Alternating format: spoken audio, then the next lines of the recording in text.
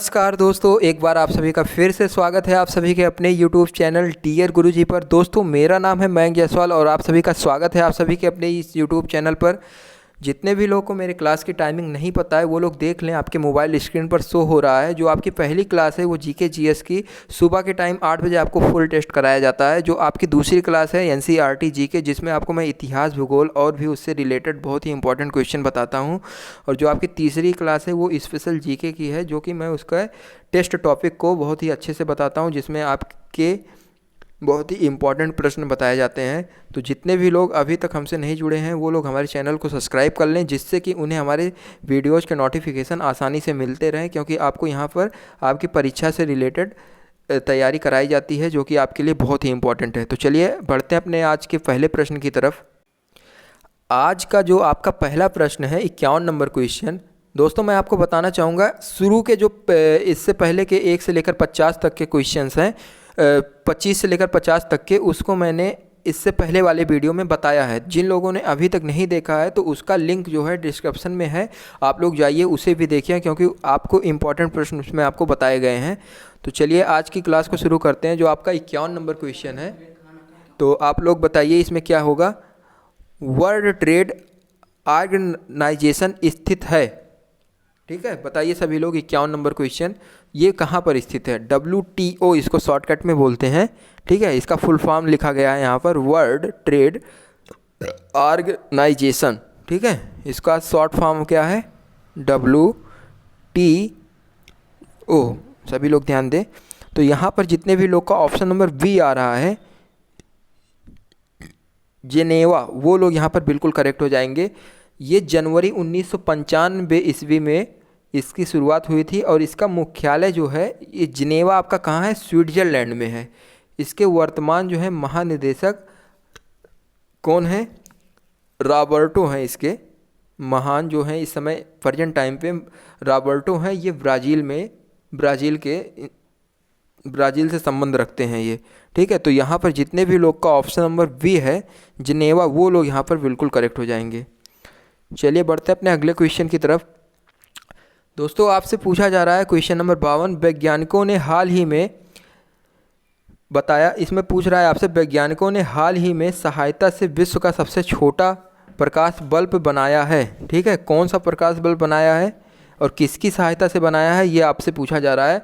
तो 52 number question में जितने भी लोग का ऑप्शन नंबर बी आ रहा है, ठीक है, वी आपका क्या है, ग्रेफीन। तो ग्रेफीन की सहायता से विश्व का सबसे छोटा प्रकाश बल्ब बनाया है। तो सभी लोग का ऑप्शन नंबर बी जो है ग्रेफीन, वो यहाँ पर बिल्कुल करेक्ट हो जाएगा। और आपको मैं बता दूं कि इस बल्ब का जो तापमान है 25,000 डिग्री सेल्सियस तक हो जाता है। कितने इस डिग्री सेल्सियस तक हो जाता है, 25,000 डिग्री सेल्सियस तक, ठीक है। और इसे अगर कोई नंगी आंखों से देख ले तो उसकी आंखों को नुकसान भी हो सकता है, तो इसे नंगी आंखों से नहीं देखा जा सकता है। और इसका जो यूज है कहाँ पर किया जाता है, कारों में किया जाता है, इमारतों में किया जाता है, सैटेलाइट स्मार्टफोन में किया जाता है, और कंप्यूटर में भी इसका कहीं ना कहीं यूज होता है। जो अब आजकल के नए जनरेशन के कंप्यूटर आ रहे हैं उसमें इसका यूज होता है।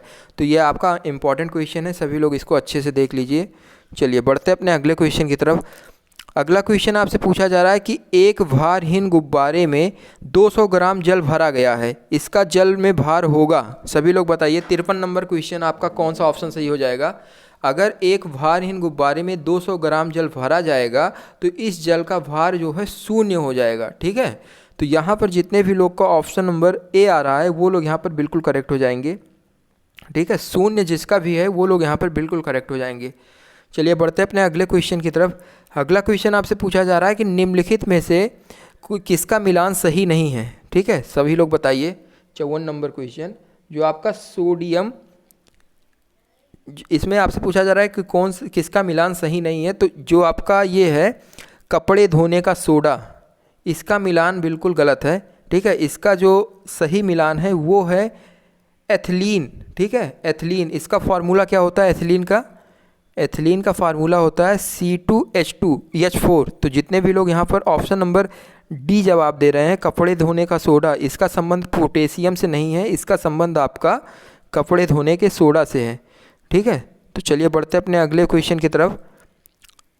इसका संबंध आपका कपड़े धोने का सोडा, इसका संबंध आपका एथिलीन से है। दोस्तों सभी लोग ध्यान में रखिए, कपड़े धोने का सोडा इसका संबंध आपका एथिलीन से है। मैं आपसे फिर से एक बार बता रहा हूँ, ठीक है।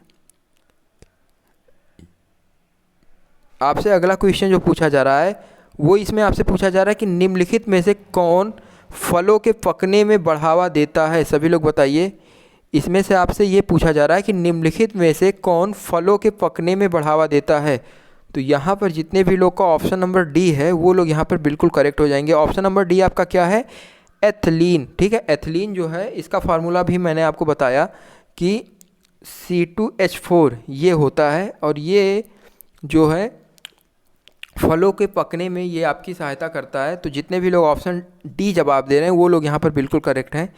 चलिए बढ़ते हैं अपने अगले क्वेश्चन की तरफ। अगला क्वेश्चन आपसे पूछा जा रहा है कि निम्नलिखित में विटामिनों में से किसमें कोबाल्ट होता है। सभी लोग बताएं इसका ऑप्शन कौन सा सही है। तो 56 नंबर क्वेश्चन में जो विटामिन B12 है ये आपका बिल्कुल करेक्ट हो जाएगा। ऑप्शन नंबर कौन सा है, B12, ऑप्शन नंबर बी आपका बिल्कुल करेक्ट हो जाएगा। तो जितने भी लोग यहाँ पर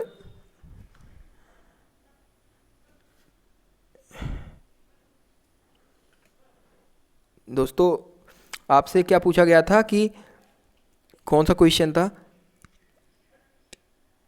निम्नलिखित में विटामिनों में किसमें कोबाल्ट होता है। तो सभी लोग का ऑप्शन नंबर बी यहाँ पर बिल्कुल करेक्ट हो जाएगा। जितने भी लोग का ऑप्शन नंबर बी यहाँ पर है विटामिन B12 वो लोग यहाँ पर बिल्कुल करेक्ट हो जाएंगे।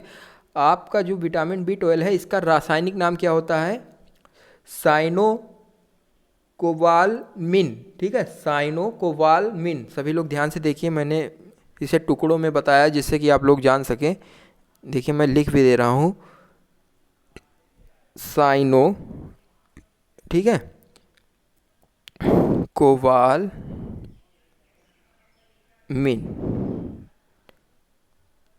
तो ये आपका बिल्कुल करेक्ट हो जाएगा, बिहारी। तो ऑप्शन नंबर बी जितने लोग का आ रहा है वो लोग यहाँ पर बिल्कुल करेक्ट हो जाएंगे। चलिए दोस्तों बढ़ते हैं अपने अगले क्वेश्चन की तरफ। अगला क्वेश्चन आपसे क्या पूछा जा रहा है कि गोल्डन चावल एक प्रचुत्तम स्रोत है। किसका प्रचुत्तम स्रोत है, गोल्डन चावल आपका किसका स्रोत है, अच्छा स्रोत किसका माना जाता है। ये जो आपका गोल्डन चावल है ये विटामिन ए का अच्छा स्रोत माना जाता है। तो यहाँ पर जितने भी लोग ऑप्शन नंबर, ये बार बार इसमें थोड़ा सा प्रॉब्लम हो जा रहा है, स्क्रीन थोड़ा सा मैं बड़ा कर लूँ पहले। देखिए इसमें आपका जो ऑप्शन नंबर सी है, ठीक है, सॉरी ऑप्शन नंबर जो ए है विटामिन ए, ये आपका बिल्कुल करेक्ट हो जाएगा। तो जितने भी लोग यहाँ पर option number A vitamin A जवाब दे रहे हैं वो लोग यहाँ पर बिल्कुल करेक्ट हो जाएंगे। चलिए दोस्तों बढ़ते अपने अगले क्वेश्चन की तरफ। और साथ ही साथ आप लोग ये भी जान लें कि चावल एक ऐसी किस्म है जिसे क्या कहते हैं, बीटा कैरोटीन, ठीक है, जिसे किस नाम से जाना जाता है, बीटा कैरोटीन्स। आप लोग इसे नोट भी कर सकते हैं, बहुत ही इंपॉर्टेंट है। तो अगला क्वेश्चन आपसे क्या पूछा जा रहा है, सभी लोग ध्यान दें। अगला क्वेश्चन आपसे पूछा जा रहा है कि अफीम प्राप्त किया जाता है, कहाँ से प्राप्त किया जाता है, सूखी पत्तियों से या जड़ों से, या आपका ऑप्शन नंबर सी बिना पके फल के लैक्टेस से, या आपके पके फल के लेटेक्स से। सभी लोग बताइए 58 नंबर क्वेश्चन आपका कौन सा सही हो जाएगा इसमें। तो यहाँ पर जितने भी लोग ऑप्शन नंबर सी जवाब दे रहे हैं, जो आपका अफीम है ये कहाँ से प्राप्त किया जाता है, ये बिना पके हुए फलों के लैक्टेस से प्राप्त किया जाता है, ठीक है। जो अफीम होता है ये पौधे के दूध को सुखाकर बनाया जाता है, किसके, पौधों के दूध को सुखाकर बनाया जाता है। और अफीम का जो है 12% मार्फिन, अफीम में जो है 12% क्या पाई जाती है, मार्फिन पाई जाती है। इंपॉर्टेंट पॉइंट था, सभी लोग ध्यान दीजिए इसको। चलिए बढ़ते हैं अपने अगले क्वेश्चन की तरफ। अगला क्वेश्चन आपसे क्या पूछा जा रहा है कि निम्नलिखित नगरों में किसमें Indian institute of ecology and environment स्थित है। 59 नंबर क्वेश्चन सभी लोग बताइए। तो इसमें जितने भी लोग का ऑप्शन नंबर जो भी है वो लोग बताएं। तो ऑप्शन नंबर जो आपका नई दिल्ली है, ऑप्शन नंबर ए, वो लोग यहाँ पर बिल्कुल करेक्ट हो जाएंगे। नई दिल्ली यहाँ पर आपका करेक्ट है।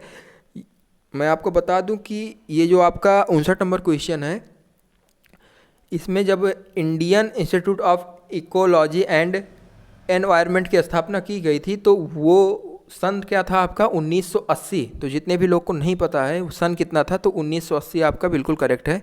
तो ऑप्शन नंबर ए आपका बिल्कुल सही हो जाएगा। चलिए दोस्तों, बढ़ते अपने अगले क्वेश्चन की तरफ। अगला क्वेश्चन आपसे क्या पूछा जा रहा है?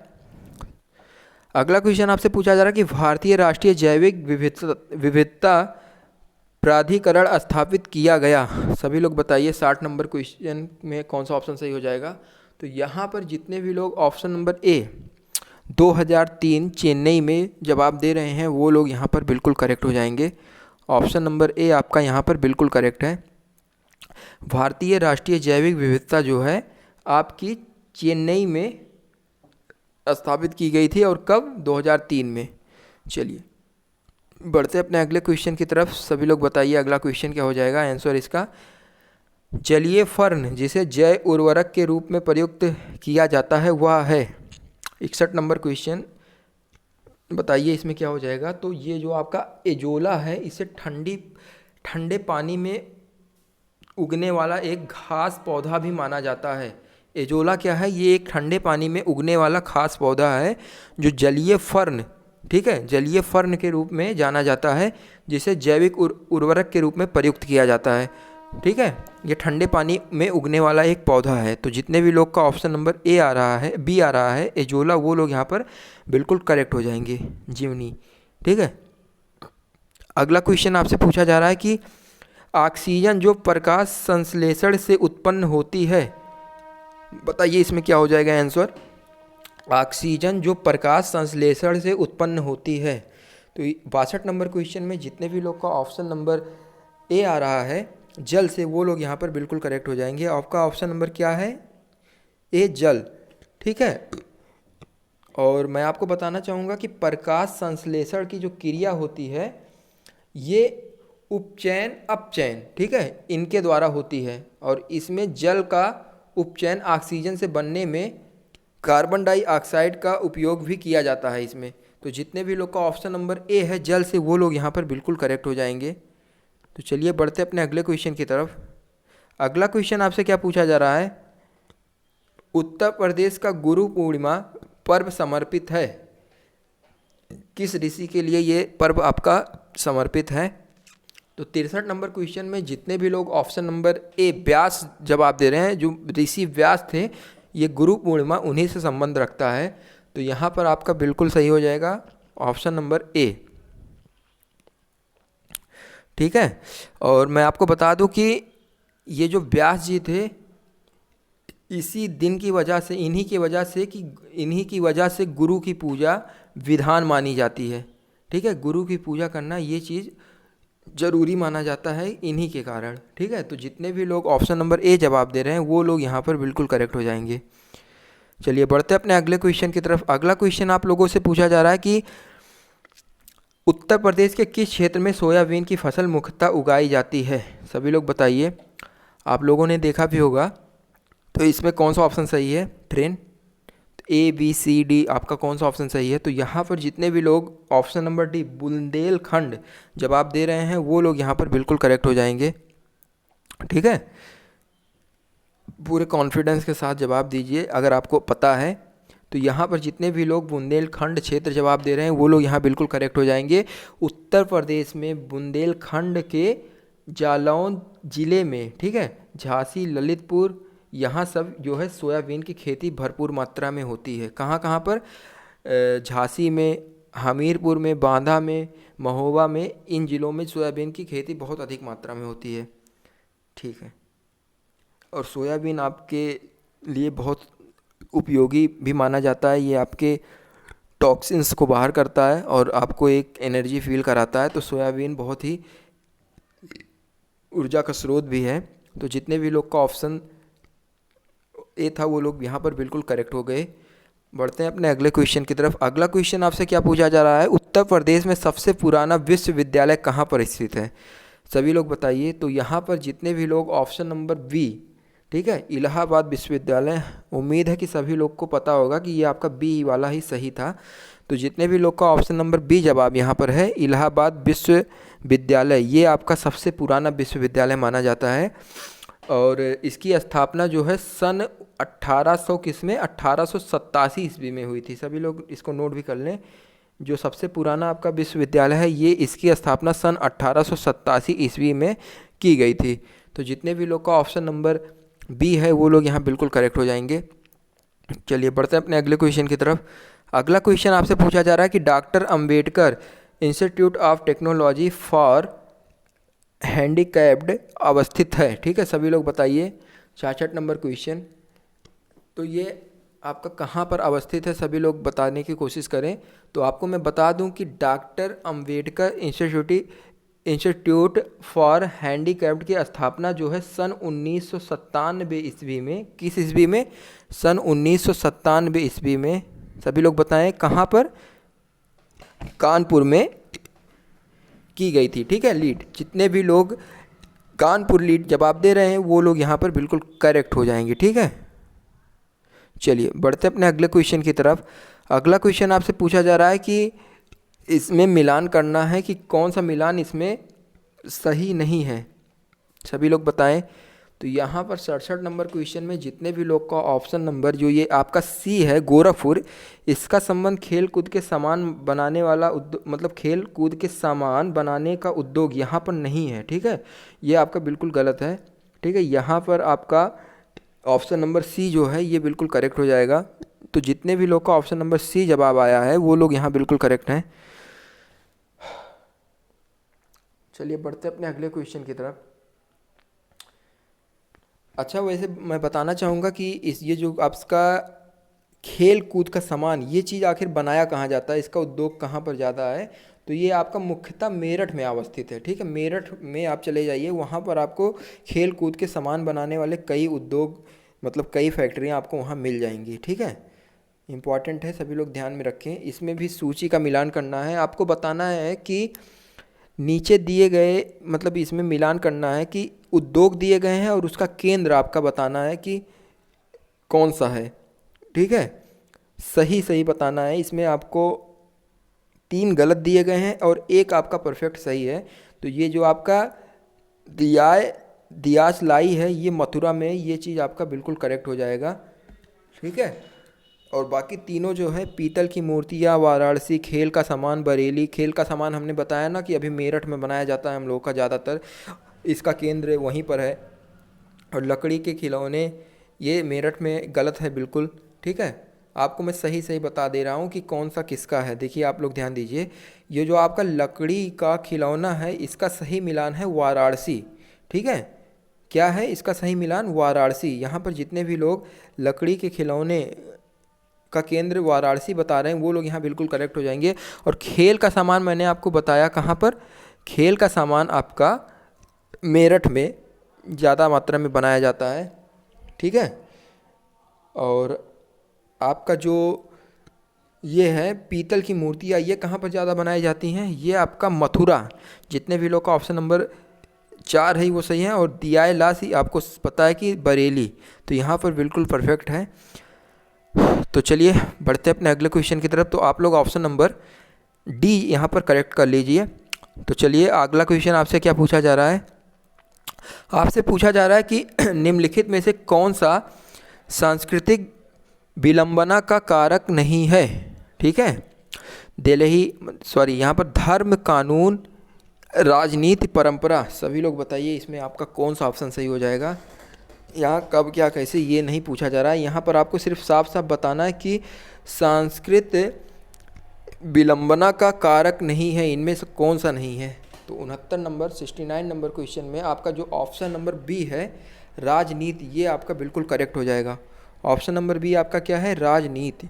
ठीक है, जितने भी लोग ऑप्शन बी जवाब दे रहे हैं वो लोग बिल्कुल करेक्ट हो जाएंगे। मैं आपको बताना चाहूँगा ये जो संस्कृत विलंबना के जिम्मेदार कारक हैं, इसके कारक सबसे ज़्यादा राजनीति गणना के लिए जो आपके राजनीति, इसमें पूछा आपसे क्या जा रहा है कि निम्नलिखित में से कौन सा सांस्कृतिक विलंबना का कारक नहीं है। ठीक है, तो इसमें आपका जो ऑप्शन नंबर बी है ये आपका बिल्कुल करेक्ट हो जाएगा। इसको आप एक लाइन में जान सकते हैं कि राजनीति की गणना नहीं की जाती है इसके अकॉर्डिंग संस्कृत विलंबना के कारक के कारण। ठीक है, तो यहाँ पर जितने भी लोग बी जवाब दे रहे हैं वो लोग यहाँ बिल्कुल करेक्ट हैं। तो चलिए बढ़ते अपने अगले क्वेश्चन की तरफ। अगला क्वेश्चन ध्यान दीजिए, आपसे क्या पूछा जा रहा है कि सन 2004 की सुनामी द्वारा भारत के निम्न तटों में से कौन सर्वाधिक दुष्प्रभावित हुआ? सभी लोग बताइए। 70 नंबर क्वेश्चन। तो आपका जो ऑप्शन नंबर इसमें सी है, कोरोमंडल तट, ये चीज़ बिल्कुल करेक्ट हो जाएगा। सभी लोग ऑप्शन नंबर सी यहाँ पर टिक कर लीजिए, ये बिल्कुल करेक्ट है। आपको मैं बता दूं कि कोरोमंडल तट जो है इसका विस्तार जो है भारत के दक्षिणी प्रायद्वीप के दक्षिण पूर्व में आंध्र प्रदेश के कहाँ पर, काल से टीवी बिंद से तमिलनाडु के आसपास जो कन्याकुमारी है वहाँ तक है। ठीक है, तो जितने भी लोग यहाँ पर ऑप्शन नंबर सी जवाब दे रहे हैं वो लोग यहाँ बिल्कुल करेक्ट हो जाएंगे। चलिए दोस्तों बढ़ते अपने अगले क्वेश्चन की तरफ। अगला क्वेश्चन आपसे पूछा जा रहा है कि विश्व स्तनपात सप्ताह विश्व भर में मनाया जाता है, कब मनाया जाता है? सभी लोग बताइए, इसमें क्या हो जाएगा 71 नंबर क्वेश्चन में। तो जो आपका ये विश्व भर में मनाया जाता है कौन सा दिवस? विश्व स्तनपान, ये दिवस आपका 1 अगस्त से लेकर 7 अगस्त तक मनाया जाता है। तो जितने भी लोग का ऑप्शन नंबर सी यहाँ पर है वो लोग करेक्ट हो जाएंगे। कौन सा दिवस? सभी लोग ध्यान दें, विश्व स्तनपान सप्ताह। ये स्तनपान सप्ताह जो है 1 अगस्त से 7 अगस्त तक मनाया जाता है। इंपॉर्टेंट क्वेश्चन है, ध्यान में रखिए। आपका जो अगला क्वेश्चन पूछा जा रहा है, 8 अगस्त से 9 अगस्त 2019 में ई गवर्नेंस पर 22वां राष्ट्रीय सम्मेलन आयोजित किया गया। ठीक है, कहाँ पर आयोजित किया गया? सभी लोग बताइए। तो 72 नंबर क्वेश्चन में आपका कौन सा ऑप्शन सही हो जाएगा? सभी लोग जवाब देने की कोशिश करिए। तो 72 नंबर क्वेश्चन में जितने भी लोग शिलांग, ठीक है, शिलांग ऑप्शन दे रहे हैं, जवाब दे रहे हैं, वो लोग यहाँ पर बिल्कुल करेक्ट हो जाएंगे। शिलांग में ये चीज़ 22वां राष्ट्रीय सम्मेलन आयोजित किया गया था। अगला क्वेश्चन आपसे क्या पूछा जा रहा है कि विश्व मानव तस्करी दिवस 2019 का मुख्य विषय है। बताइए इसमें आपका मुख्य विषय क्या है? सभी लोग मन से पढ़िए, बहुत ही इंपॉर्टेंट क्वेश्चन है। मानव तस्करी या मानव तस्करी बुलाओ, या आपका ऑप्शन नंबर सी या आपका ऑप्शन नंबर डी? सभी लोग बताइए। कॉलोनी, तो कौन सा ऑप्शन सही है? तो 74 नंबर क्वेश्चन में जितने भी लोग का ऑप्शन नंबर ए आ रहा है, मानव तस्करी, ठीक है, रोकथाम, ये लोग बिल्कुल करेक्ट हो जाएंगे।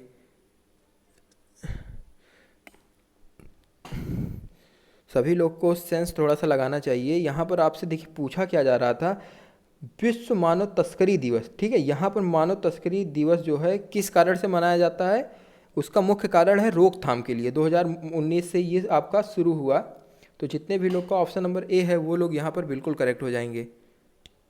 खुद का ही पता, ठीक है। अगला क्वेश्चन आपसे जो पूछा जा रहा है ये आपका लास्ट क्वेश्चन है, सभी लोग ध्यान दीजिए। इसमें आपसे क्या पूछा जा रहा है, उत्तराखंड मानव विकास रिपोर्ट 2019 से संबंधित तथ्यों पर विचार करिए।